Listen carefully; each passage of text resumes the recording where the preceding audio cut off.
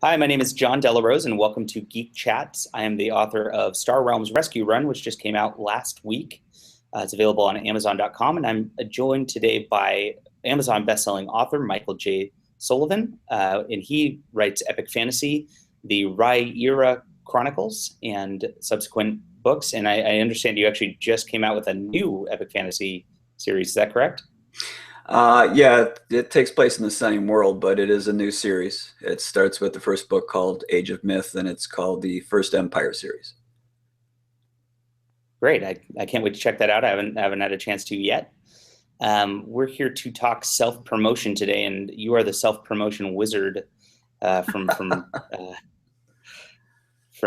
you really took advantage of the budding self-publishing industry to start, and now you've moved to more of like a hybrid sort of setup, as I understand, correct? It's literally a hybrid setup, yes. It started out with, well, my very first book was produced by a very small press in Wisconsin, but they had financial trouble, so they couldn't actually continue with the series. So I got back the rights, and I continued to self-publish after that. So I actually produced out the first, was it 5 books self-publishing completely. This was right about the time that the Kindle was released when the first of the books came out. So that was ideal timing. But it still took me a while before I caught on.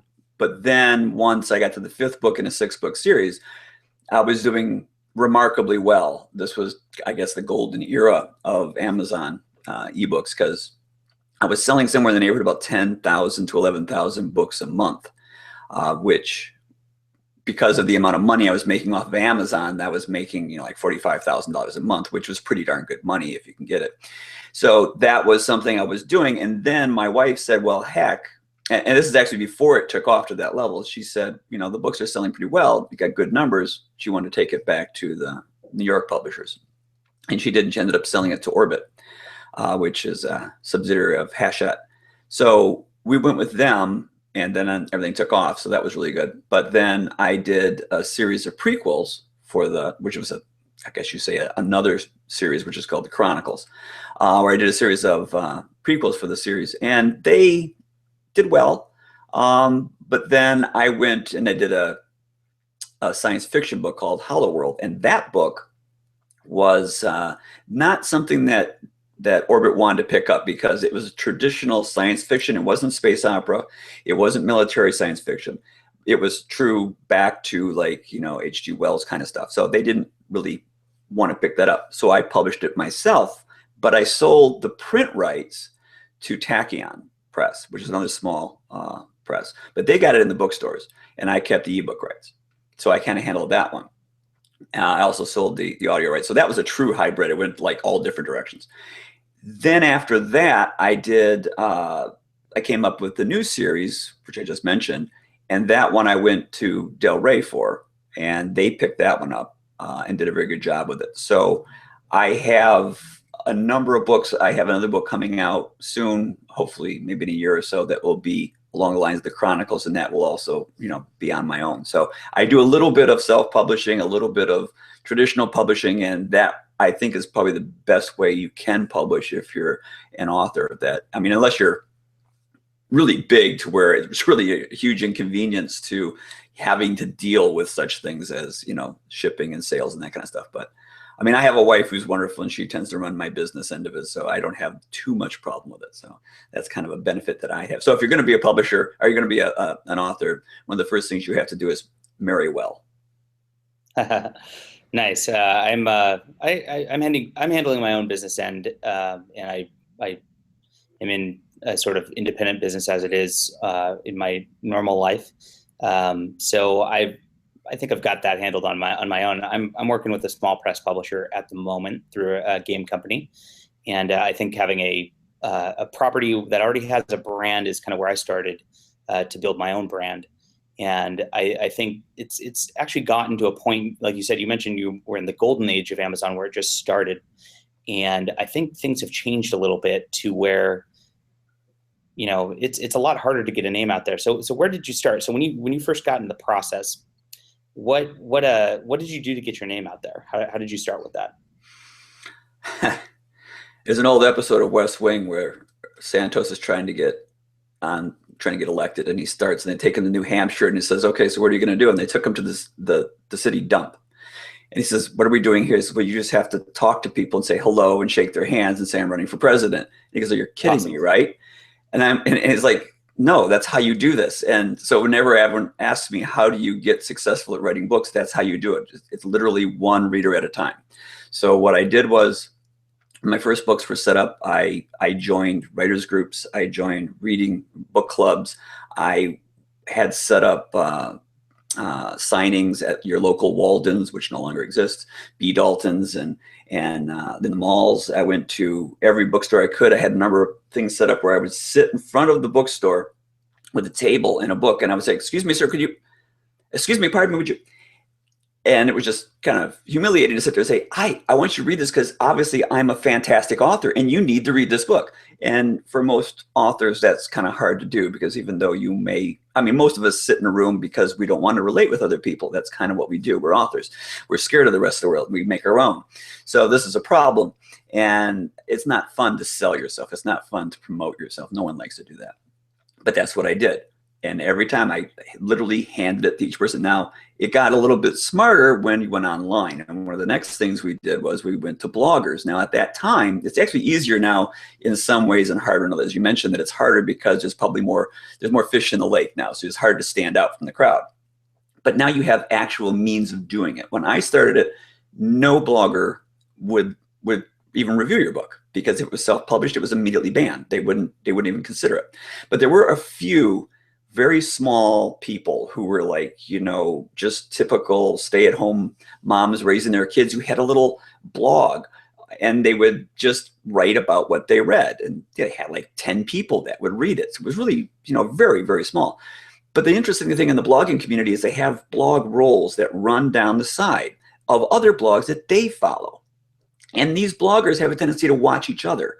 So I would go to the smaller ones and they would give me good reviews. And as a result of that, the bigger ones started noticing. And I would actually have people who would say, who had listed on their site, we do not review self-published books. But then they'd contact me and they say, you know, I'm really kind of upset with you because, you know, I'm hearing from all these other places that your book is really good and I haven't got a copy yet. I'm like going, well, you know, you're not supposed to because it's self-published. I don't care about that. I want to see it. So that's how I got in the slot. And you work your way up the blog rolls that way. And you get, when people read your book, if they like it, you ask very politely, would they do a review on Amazon? Because surprisingly enough, when people are looking to buy books on Amazon, they look at the number of reviews. Doesn't matter what kind of reviews it gets necessarily, but if you have 5 reviews, even if they're all 5-star, people will be like, well, that's probably his friends and family. I'm not interested. But you have 150, okay, this is a legitimate book. It could be, you know, only like a 3.5 review, but still, it seems legitimate if you got that many reviews.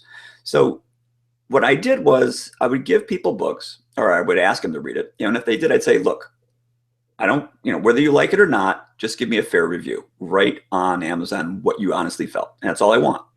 And they would do it. And people would write to me and say, I loved your book. I'm like, well, could you please leave a similar message on Amazon? And that was the 2 ways that started. And then, of course, was the wonderful thing called Goodreads. Goodreads is the most wonderful platform for authors there are, because it's all for authors, or all for readers. And the reality is, if you go to Facebook and you try and advertise, you go to Twitter and you try and advertise, it doesn't help, because those people aren't there to read. They're there for all kinds of things. You might get some readers, but at Goodreads, the site is designed for readers. So that's the place you want to make yourself known. And the mistake that people make is they go there and they advertise. They say, read my book, read my book. You don't want to do that. That's horrible. People aren't interested in you selling. But you go there as a reader. Most authors read. We like to read. We read all kinds of stuff. And we have opinions about what we read. I mean, writers have lots of opinions. That's what kind of makes us writers, right?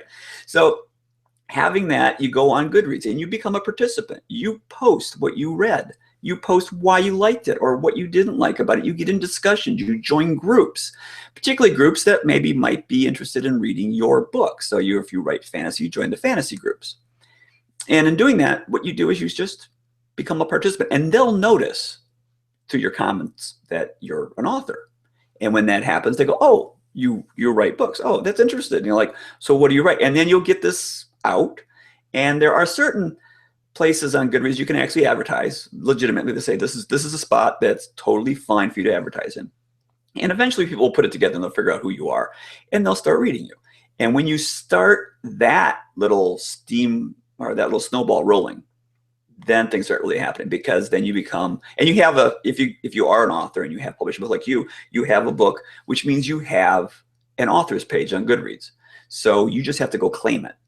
And it's there waiting for you. You have to go claim it, and then you can start doing things there. You can start posting. You can make your blogs that you do on your regular site will automatically transfer over there. You can have a list of fans. People can join you as fans. They can send you messages. They can ask you questions. You become a Goodreads author, and people love that because they get to interact with you. Readers love to interact with authors. Never used to be able to do that. Nowadays you can, and people really like that.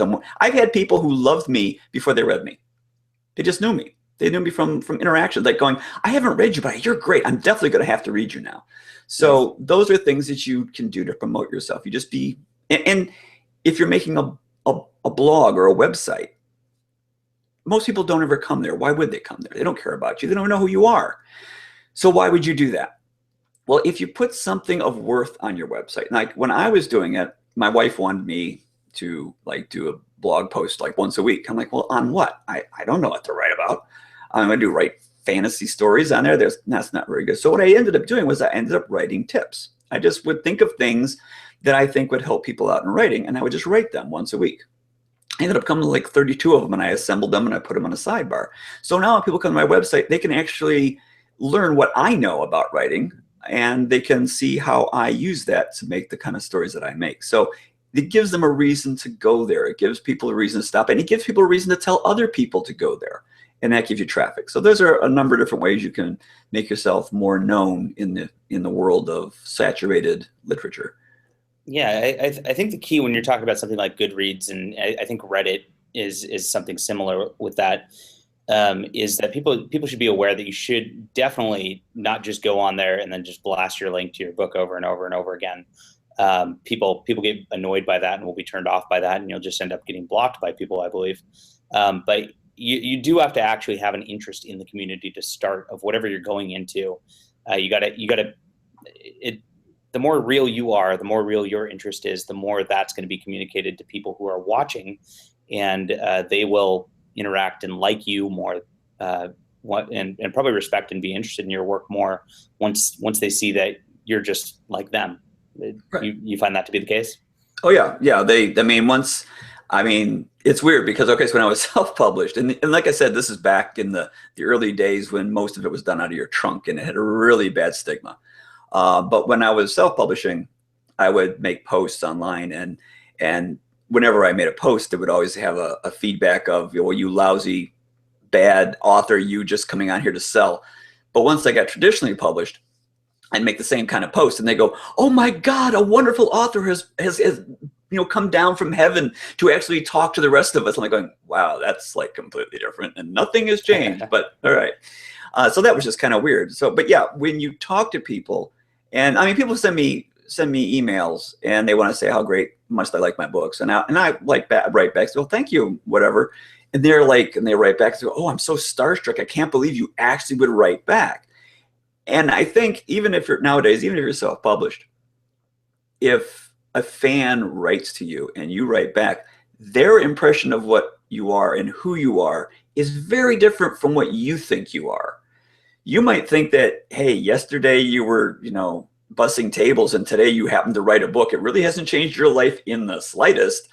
But to them, when they look at you, they think of you as a writer, as an author, as some sort of magical being that is a celebrity.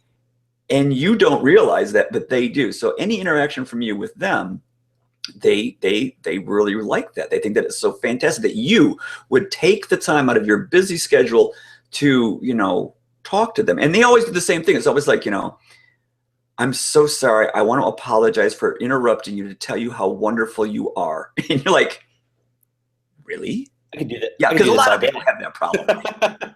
Yeah, don't tell me how great I am. I do not. Oh, that's terrible.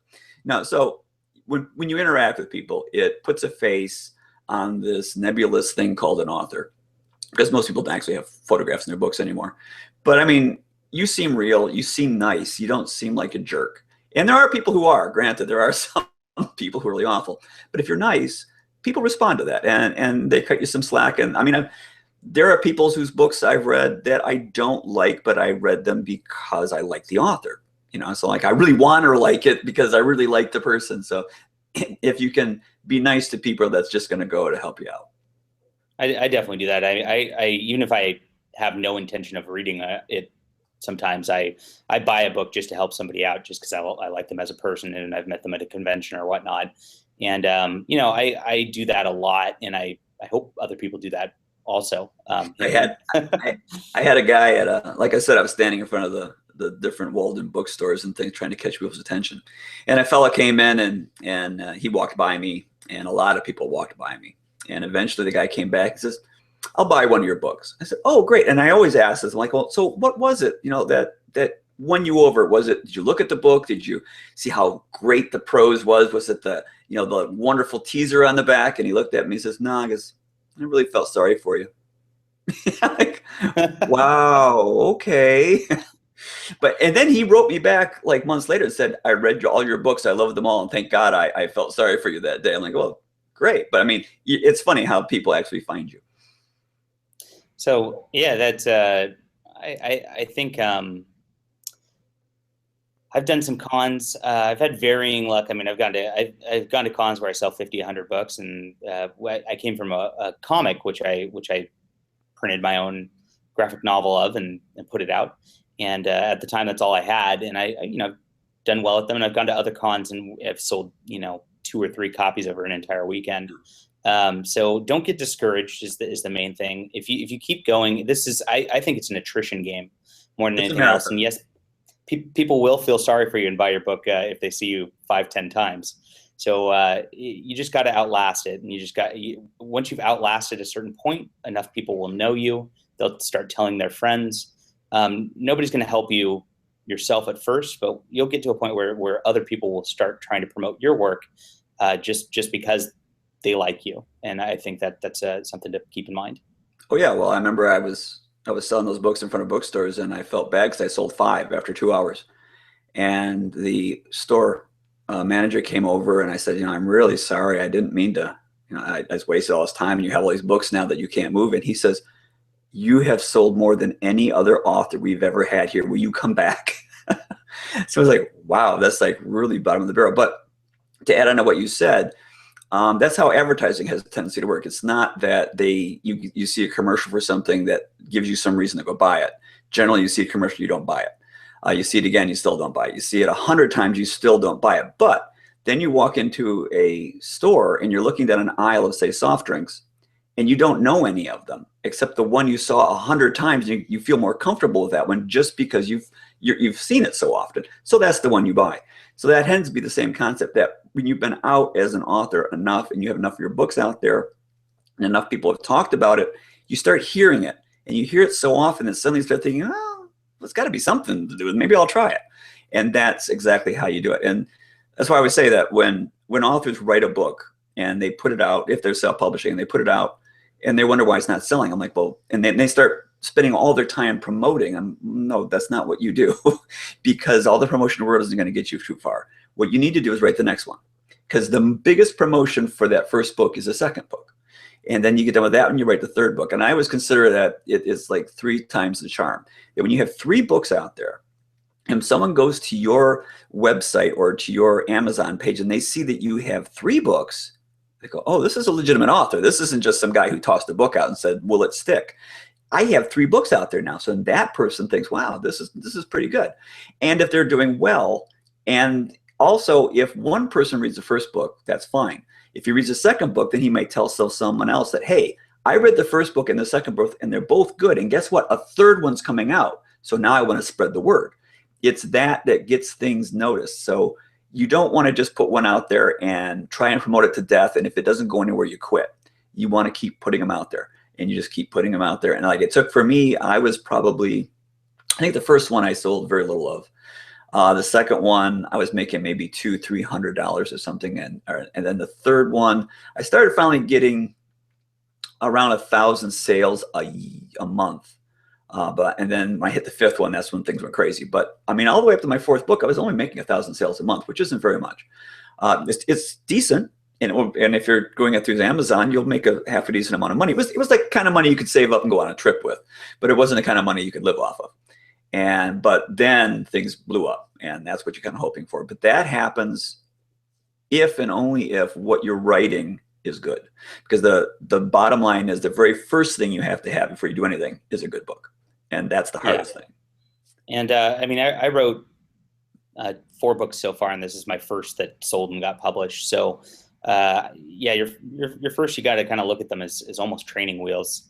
I think just from a perspective of learning the craft and honing the craft and figuring out what you want to say, in addition to the promotion aspects of it. But I noticed that not only because, you know, I didn't really have stuff up online, and you said the rule of 3 is good online, but I noticed that in convention sales, that when I had one book, you know, your table looks like you just started something, and when you look like you just started something, you don't look quite as professional as somebody else. If your table has, you know, a bunch of different books on it, oh, you're established, and that's just how our brains are wired.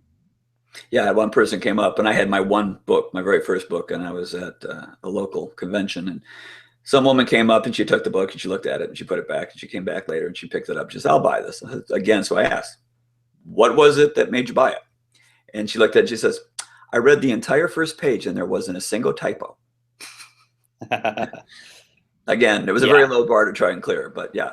So if you put out books that are really good quality, such that people will want to tell someone else about it rather than just, you know, sticking it on the shelf for the rest of his life, that's what you need to do to become successful. If your books aren't that good, then you probably will never be successful at it. So you really have to learn it. And you mentioned you wrote, what, 3 books before this? I actually wrote 13. So I'm really slow at learning. I mean, I took 20 years and 13 novels to get to the spot that I started. So 13 books that were never published. And then I published the 14th one, which was actually the first book of the series that is now successful. Wow. So have you gone back and revisited those at all, or have you used those concepts? Or I tried with the first one, and I thought it was a good idea, and I spent a year rewriting it, and it didn't work.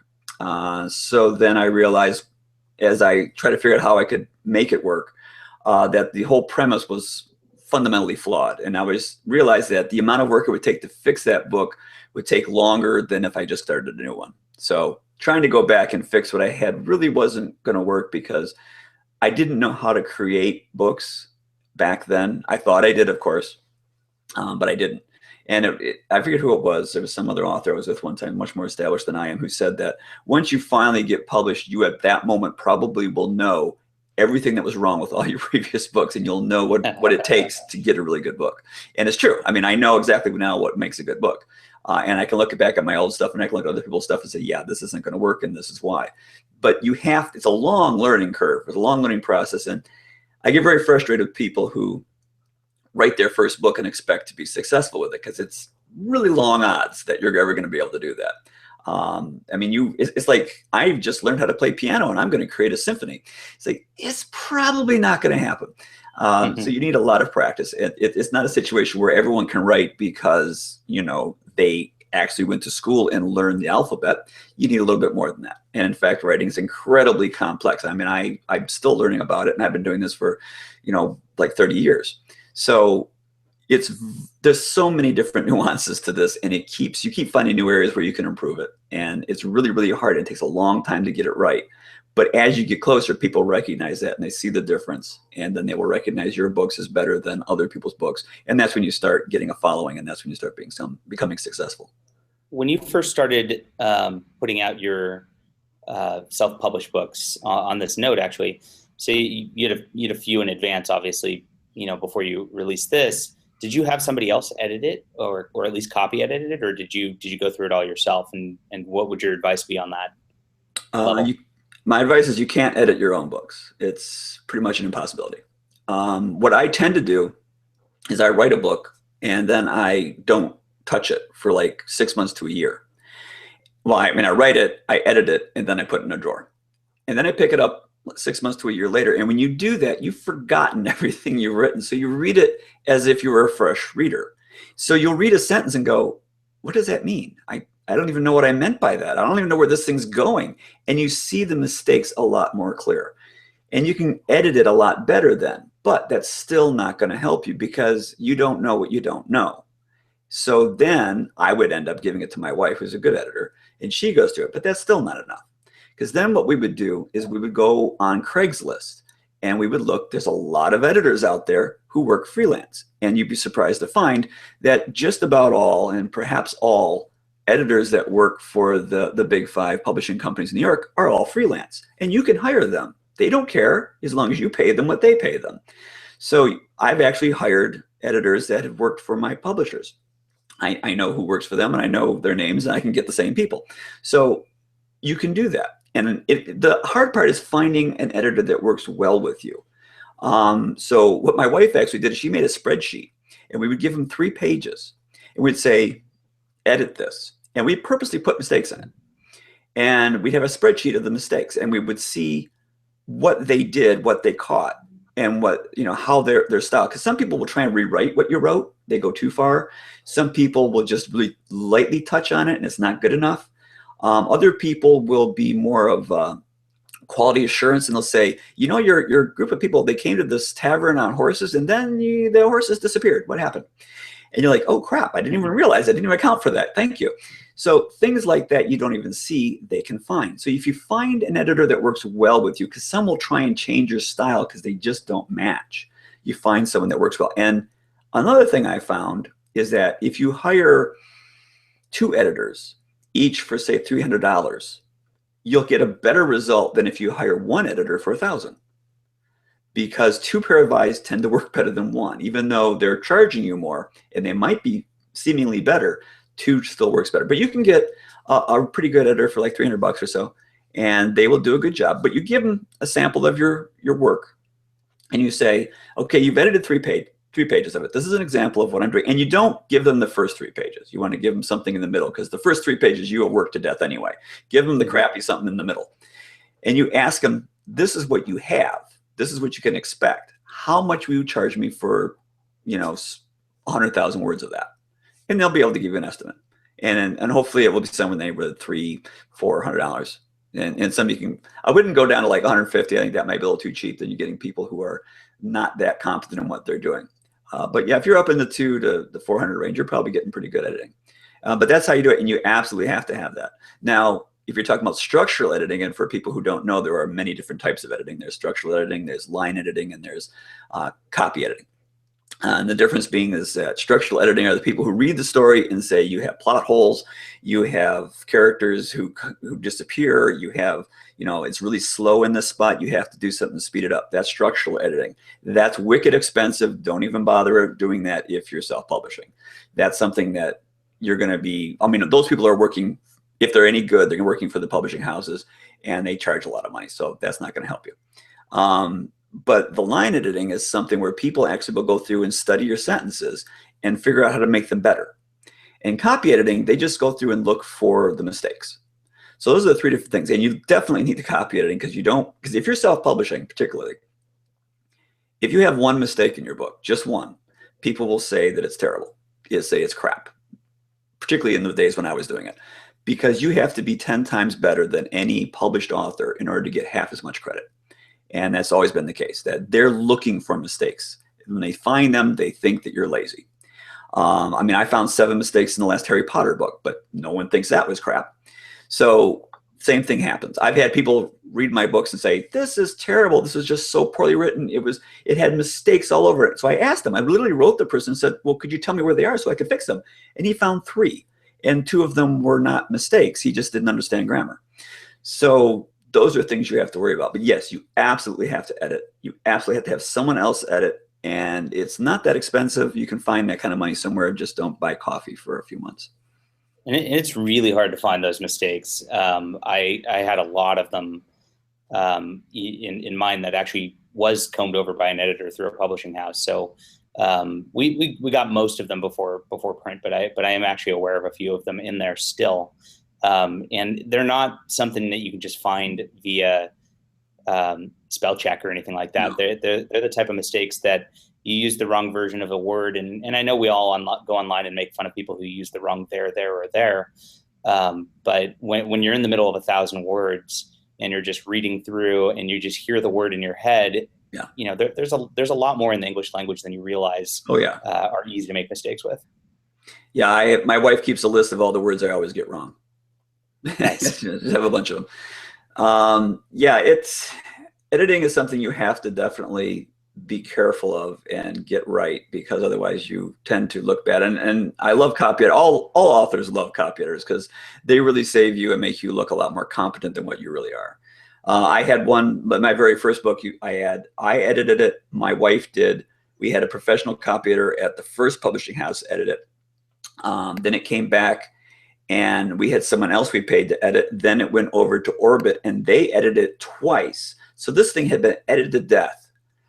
About 6 months later, I was picked up by a French publisher who wanted to translate it into French.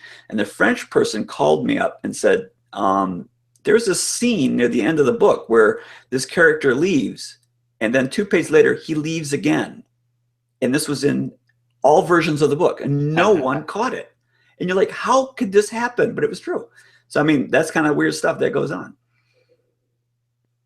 Yeah, I've definitely encountered similar. I think it's pretty much the topic. So I guess the takeaways here in a short form are to be persistent, just keep putting books out there, put yourself out there, and join communities of people who are interested in the same topics you are and interested in the same topics you're interested in writing about. If you're interested in writing about a topic, odds are you want to hang out and talk about a topic as well. So focus more on that. And the people and the readers will come. If you build it, they will come, correct? That's right. Yes. If you do a good job. Yeah. That's the key. Good.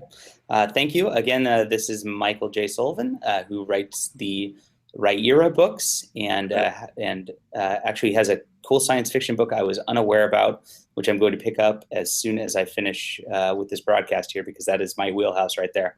So thank you for joining me today, and I appreciate it. Anything else you want to say? No, that's about it. Thank you for having me. It was a fun time, and I hope everyone enjoyed. Yeah, likewise. Have a good day. Cheers. Bye-bye.